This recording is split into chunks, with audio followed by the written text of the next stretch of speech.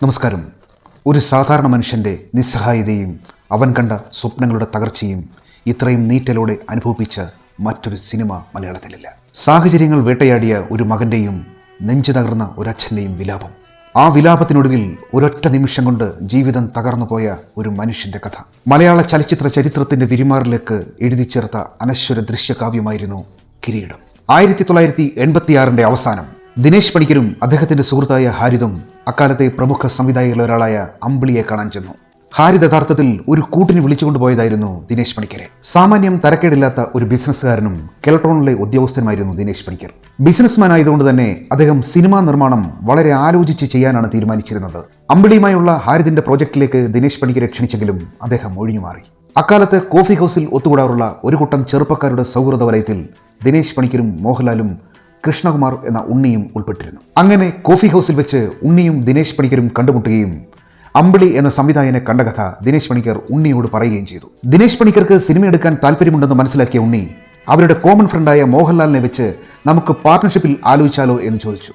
മോഹൻലാൽ അന്ന് super star പദവിയിലേക്ക് കുതിച്ചുകൊണ്ടിരിക്കുന്ന കാലമായിരുന്നു. അതുകൊണ്ട് അങ്ങനെ ആലോചിച്ചാൽ അതൊരു ബിഗ് ബഡ്ജറ്റ് ചിത്രമായി പോകില്ലേ എന്ന ആശങ്കയായി ദിനേശ് പണിക്കർക്ക്. 3 ലക്ഷം രൂപയിൽ സിനിമ തുടങ്ങി വെക്കാമെന്ന അഭിപ്രായത്തിൽ അവർ മുന്നോട്ട് പോകാൻ തീരുമാനിച്ചു. അവിടെ ആരംഭിക്കുകയായിരുന്നു കിരീടത്തിന്റെ ആദ്യ ചുവടുവയ്പ്. അന്ന് തൃശ്ശൂര് തൂവാനത്തുമ്പികളുടെ ചിത്രീകരണം നടക്കുന്ന സമയമായിരുന്നു. ഇരുവരും ഗുരുവായൂർ അമ്പലത്തിലെ ദർശനം കഴിഞ്ഞ് രാവിലെ മോഹൻലാലിനെ ചെന്ന് കണ്ടു. അവർ കാര്യങ്ങൾ ധരിപ്പിച്ചു. ചില ശാരീരിക പ്രശ്നങ്ങൾ കാരണം 13 സിനിമകൾ ചെയ്യാൻ കിടക്കുകയാണ്. അത് കഴിഞ്ഞാലേ 1 വർഷത്തിന് ശേഷം മാത്രമേ ഈ ചിത്രം ചെയ്യാൻ സാധിക്കുകയുള്ളൂ എന്ന് മോഹൻലാൽ പറഞ്ഞു. എല്ലാം സമ്മതിച്ച് 25,000 രൂപ മോഹൻലാലിന് അഡ്വാൻസ് കൈമാറി ഒരു മോഹൻലാൽ ചിത്രത്തിന് അവിടെ തുടക്കം കുറിച്ചു. അപ്പോഴും അവർ സംവിധായകൻ ആരായിരിക്കണമെന്ന് തീരുമാനിച്ചിരുന്നില്ല. പ്രിയദർശൻ, വേണു നാഗവള്ളി, സിബി മലയിൽ എന്നീ 3 പേരുകളാണ് അവരുടെ മനസ്സിലുണ്ടായിരുന്നത്.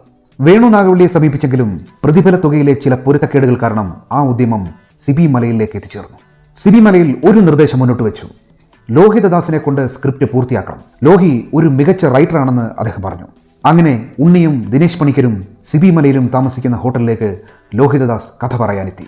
ലോഹിതദാസിന്റെ നാടായ ചാലക്കുടിയിൽ നടന്ന ഒരു സംഭവമാണ് അദ്ദേഹം കഥയായി പറഞ്ഞത്. ചാലക്കുടിയുടെ പേടി സ്വപ്നമായ റൗഡി കേശവനെ തന്നെ അപമാനിച്ചതിന്റെ ദേഷ്യത്തിൽ പുതുതായി താമസത്തിനെത്തിയ തിരുവനന്തപുരം സ്വദേശിയായ ഒരു ആശാരി തന്റെ കൊട്ടുപടി കൊണ്ട് അടിച്ചു താഴെയിട്ടു. വീണത് കേശവനാണെന്ന് നാട്ടുകാർ പറഞ്ഞപ്പോഴാണ് ആശാരിക്ക് മനസ്സിലായത്. കേശവന്റെ പ്രതികാരത്തെ ഭയന്ന് ആശാരി ഭാര്യയും മക്കളെയും കൂട്ടി ചാലക്കുടി വിട്ട് ഓടിപ്പോയി. ഇതായിരുന്നു ചാലക്കുടിയിൽ നടന്ന ആ സംഭവ കഥയുടെ ചുരുക്കരൂപം. എല്ലാവർക്കും കഥ ഇഷ്ടമായി.